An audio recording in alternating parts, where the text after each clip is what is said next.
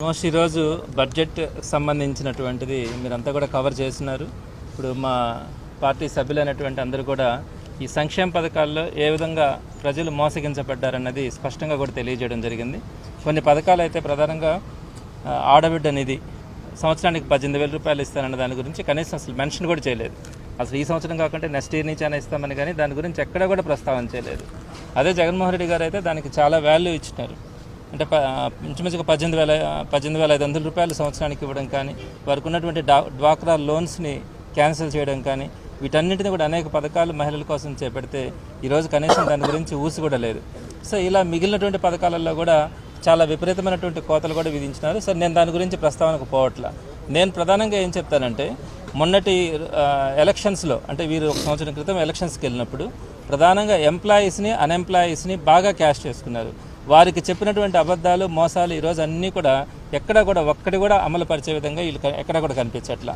జగన్మోహన్ రెడ్డి గారు ఆ రోజు 2019లో ఫస్ట్ సంతకంగానే అంటే మొట్టమొదటి క్యాబినెట్లోనే ఐఆర్ ప్రకటించినారు. 27% ఐఆర్ ప్రకటించినారు. సో ఆ విధంగా తర్వాత పీఆర్సీలో కొంత కోవిడ్ వల్ల 23% పీఆర్సీ పెట్టినప్పటికీ కూడా ఎక్కడ కూడా ఎంప్లాయీస్ అందరికీ కూడా ఒక హ్యాపీగా ఉండేటట్టుగా మొదట్లోనే ఐఆర్ ప్రకటించడం కానీ వారికి శాలరీస్ అన్నీ కూడా అలా ఇవ్వడం కూడా జరిగింది. అయితే ఈ ప్రభుత్వం మొట్టమొదటిగా ఏం చెప్పారు, మొట్టమొదటిగా రాగానే ఇంకా బెటర్ ఐఆర్ ఇస్తామని చెప్పినారు, లేదా పీఆర్సీ ప్రకటిస్తామని చెప్పినారు. కానీ అందరూ కూడా ఎంప్లాయీస్ ఎక్స్పెక్ట్ చేస్తున్నారు కనీసం 30% అయినా ఐఆర్ ప్రకటిస్తారు అని. ఇప్పుడు సంవత్సరం రోజులైంది, ఎక్కడ కూడా గత సంవత్సరంలో ఈ ఐఆర్ గురించి కానీ పీఆర్సీ గురించి కానీ ఎక్కడ కూడా మెన్షన్ చేయాలి. ఈ రోజు బడ్జెట్లో కూడా ఎక్స్పెక్ట్ చేస్తున్నాం దాని గురించి ఎక్కడైనా కూడా మెన్షన్ చేస్తారేమో, ఐఆర్ అన్నా ప్రకటిస్తారేమో, లేదా కనీసం పీఆర్సీకి సంబంధించి ఒక కమిటీ అయినా వేస్తారేమో. అంటే పీఆర్సీ ఉన్న కమిటీని కూడా రద్దు చేస్తున్నారు ఈ గవర్నమెంట్ రాగానే.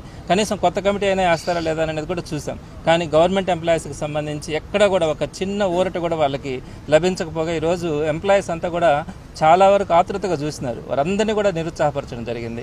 అలానే ఎంప్లాయీస్ గురించి అయితే చెప్పనక్కర్లా. కొత్త ఎంప్లాయ్మెంట్ అంటే మెగా డిఎస్సీ అని చెప్పినారు. సుమారుగా 5 లక్షల మంది ఈరోజు రోడ్డు మీద ఉన్నారు. అంటే వాళ్ళు ఏదో ప్రైవేట్ ఎంప్లాయీస్గా ఎక్కడో దగ్గర పని చేసుకుంటా ఉంటే వాటన్నింటినీ కూడా డ్రాప్ చేసుకొని ఈ కోచింగ్స్ పేరిట ఈరోజు సంవత్సరం నుంచి వాళ్ళు ప్రిపేర్ అవుతా వాళ్ళ కుటుంబాలన్నీ కూడా ఇబ్బంది పడే పరిస్థితి ఉంది. మరి అది కానీ ఇంకా మిగతా ఎంప్లాయ్మెంట్ ఎక్కడైనా కూడా జనరేట్ చేస్తామని కానీ ఎక్కడ కూడా దాని గురించి మెన్షన్ కూడా చేయని పరిస్థితి ఉంది. ఈ విధంగా ఎంప్లాయీస్ విషయంలో కానీ అన్ఎంప్లాయీస్ విషయంలో కానీ ఇప్పుడు అన్ఎంప్లాయీస్కి సంబంధించినటువంటి 3,000 రూపాయల వాళ్ళకి నిరుద్యోగ భృతి ఇస్తామని చెప్పినారు.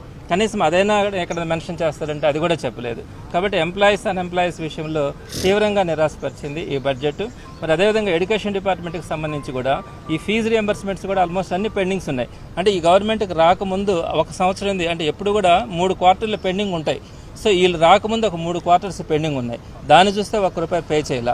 మళ్ళీ వీళ్ళు వచ్చిన తర్వాత ఈ 1 సంవత్సరంలో 1 క్వార్టర్ పే చేసినారు. అంటే ఇక్కడ ఒక 3 క్వార్టర్స్ పెండింగ్ ఉన్నాయి. అంటే ఎప్పుడు కూడా ఫీజు రియంబర్స్మెంట్ అన్నది 2 లేదా 3 క్వార్టర్స్ మ్యాక్సిమం పెండింగ్స్ ఉంటాయి. కానీ ఈరోజు వీళ్ళు వచ్చేటప్పటికి 1 సంవత్సరం గడిచిపోయింది, 6 క్వార్టర్స్ పెండింగ్ ఉన్నాయి. పిల్లలంతా కూడా సర్టిఫికేట్స్ తీసుకోలేక అంటే అకాడమిక్ ఇయర్ అయిపోయింది, లాస్ట్ అకాడమిక్ ఇయర్లో కూడా 3 క్వార్టర్స్ పెండింగ్ ఉన్నాయి. ఈ అకాడమిక్ ఇయర్లో కొత్తగా ఒక 3 క్వార్టర్స్ పెండింగ్ ఉన్నాయి. 6 క్వార్టర్స్ పెండింగ్స్తో 2 సంవత్సరాల ఫీజులు కట్టుకోలేక పిల్లలంతా కూడా అల్లాడుతూ ఉన్నారు. తల్లిదండ్రులంతా కూడా ఈ ఫీజెస్ని కట్టి వాళ్ళ సర్టిఫికేట్స్ తీసుకెళ్లి ఉన్నత చదివించుకోవాలంటే చాలా ఇబ్బంది కనపడతా ఉన్నారు. అదేవిధంగా ఇంకా ప్రధానమైనటువంటి ఇష్యూ ఏంటంటే ఇన్ని పథకాలు అమలు చేస్తూ ఉన్నారు జగన్మోహన్ రెడ్డి గారు. రాష్ట్రం అప్పుల పాలైందని చెప్పి పదే చంద్రబాబు నాయుడు గారు మన జగన్మోహన్ రెడ్డి గారిని కానీ వైఎస్ఆర్సీపీని కానీ ఆ రోజు విపరీతమైనటువంటి నిందలు కూడా వేయడం జరిగింది. సుమారుగా 13 లక్షల కోట్ల రూపాయలు అప్పులు చేసినాడని, పథకాలు విపరీతంగా ఇచ్చినారని, పేదలకు దోచిపెట్టినారని చెప్పడం జరిగింది. ఈరోజు ఈ బడ్జెట్ ఇచ్చినటువంటి దీంట్లో వాళ్ళు మెన్షన్ చేసింది జగన్మోహన్ రెడ్డి గారు 2023-24కు సంబంధించి అన్ని పథకాలు అమలు చేసినా కూడా కేవలం 79,000 కోట్లు మాత్రమే అప్పులు చేసినట్టుగా ఈ దీంట్లో మెన్షన్ చేశారు. అంటే దీంట్లో ఒక వాస్తవాలు ఉంటాయి ఈ బుక్లో. అదే ఇప్పుడు ఈయన ఏ పథకాలు అమలు చేయకుండానే ఈ రాబోయే అకాడమిక్ ఫైనాన్షియల్ ఇయర్లో 104,000 కోట్ల అప్పులు చేస్తానని చెప్పారు. ఒకే ఒక్క ఏడాదికి ఏ పథకాలు కూడా అమలు చేయకుండానే 104,000 కోట్ల అప్పులు చేస్తానన్నాడు. గడిచిన సంవత్సరంలో ఎన్ని కోట్లు చేశానన్నారు? 98,576 కోట్లు అప్పులు చేశానని చెప్పాడు మొన్నటి సంవత్సరం ఎక్కడైనా ఒక్క పథకమైనా ఇచ్చారా? ఆ గ్యాస్ సిలిండర్ ఒక్కటి ఇచ్చారు, అది కూడా దానికి కూడా చాలా తక్కువ బడ్జెట్. అది తప్ప ఇంకెక్కడైనా కూడా ఒక్క పథకం కూడా లేదు. మరి జగన్మోహన్ రెడ్డి గారు అన్ని పథకాలు అమలు చేసి కూడా కేవలం 79,000 కోట్ల అప్పులు ఆయన ఉన్న టైంలో జరిగితే ఈయన ఏ పథకాలు అమలు చేయకుండా 98,000 కోట్ల అప్పులు చేసి ఇప్పుడేమో కొత్తగా నాకు 104,000 కోట్లు నేను అప్పులు చేస్తానన్నాడు. ఏమైనా ధర్మమా?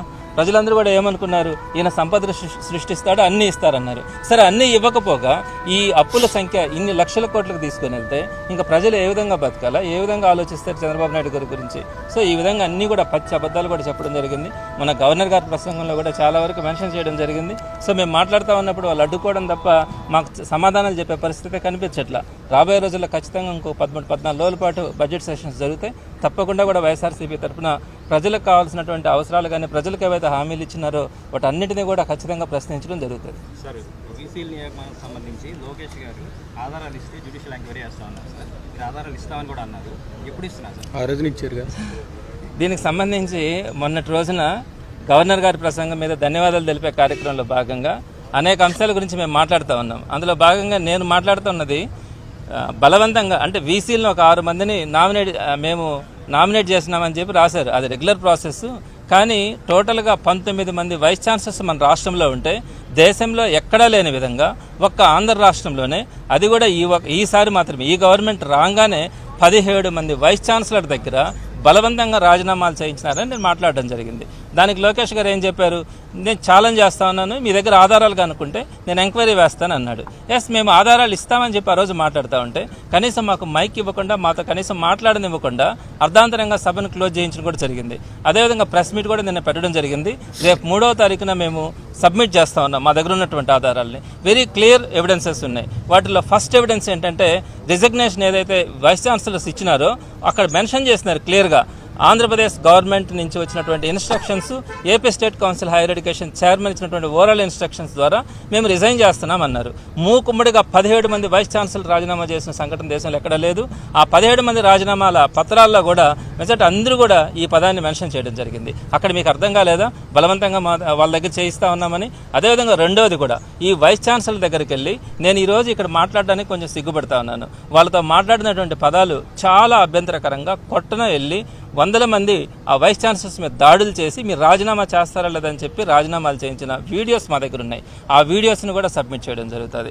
అదేవిధంగా ప్రెస్లో అప్పుడు వచ్చినటువంటి వైస్ ఛాన్సలర్స్ మీద దాడుల గురించి ప్రెస్లో వచ్చినటువంటి ఫొటోస్ కానీ న్యూస్ క్లిప్పింగ్స్ కానీ వాటిని కూడా ఎంక్లోజ్ చేయడం జరుగుతుంది. అదేవిధంగా ఆ రోజు ఉన్నటువంటి హైయర్ ఎడ్యుకేషన్ ప్రిన్సిపల్ సెక్రటరీ అందరూ వైస్ ఛాన్సలర్స్కి ఫోన్ చేసి 2 days లోపల మీరు రిజైన్ చేయాలని చెప్పి మాట్లాడడం కూడా జరిగింది. సో ఈ ఎవిడెన్స్ అన్నింటినీ కూడా రేపు 3వ తారీఖున ఎడ్యుకేషన్ మినిస్టర్ లోకేష్ గారికి ఇవ్వడం జరుగుతుంది. తప్పకుండా మేము డిమాండ్ చేయడం కూడా జరుగుతుంది. జ్యుడిషియల్ ఎంక్వైరీ వేయాలా, ఇక్కడ ఈ విధంగా తప్పు జరగకుండా ఇంకొకసారి ఎక్కడా కూడా అంటే హైయర్ ఎడ్యుకేషన్ ఎక్కడైతే బాగుంటుందో ఆ సొసైటీకి కానీ ఆ రాష్ట్రం ఆ దేశానికి కూడా ప్రపంచంలో మంచి గుర్తింపు వచ్చే అవకాశం ఉంటుంది. అటువంటి సిస్టమ్నే పాడు చేసే పరిస్థితి ఉండకూడదు. మరి మేము ఖచ్చితంగా డిమాండ్ చేస్తాం, హైయర్ ఎడ్యుకేషన్ సిస్టంలో వేలు పెట్టడం కానీ హైయర్ ఎడ్యుకేషన్ సిస్టమ్ని స్పాయిల్ చేయడానికి ప్రయత్నించినటువంటి విధానాన్ని జ్యుడిషియల్ ఎంక్వైరీ వేసి అక్కడ వచ్చేటువంటి రిజల్ట్ ద్వారా తప్పు చేసినటువంటి వారందరినీ, ఎవరైతే వైస్ ఛాన్సలర్స్ మీద గొడవలకు వెళ్ళినారో వాళ్ళందరికీ కూడా ఈ ప్రభుత్వం వచ్చిన తర్వాత కొన్ని నామినేటెడ్ పోస్టులు ఇచ్చింది. వాటిని కూడా మేము ప్రూఫ్ చేయడానికి సిద్ధంగా ఉన్నాం. సో వీటన్నింటి మీద ఎంక్వైరీ వేయించి తప్పు చేసిన వారందరికీ కూడా శిక్ష పడేలాగా, భవిష్యత్తులో ఎడ్యుకేషన్ సిస్టంలో ఇంకొకరు వేలు పెట్టకుండా ఉండేలాగా మేము విచారణ కూడా కోరడం జరుగుతుంది.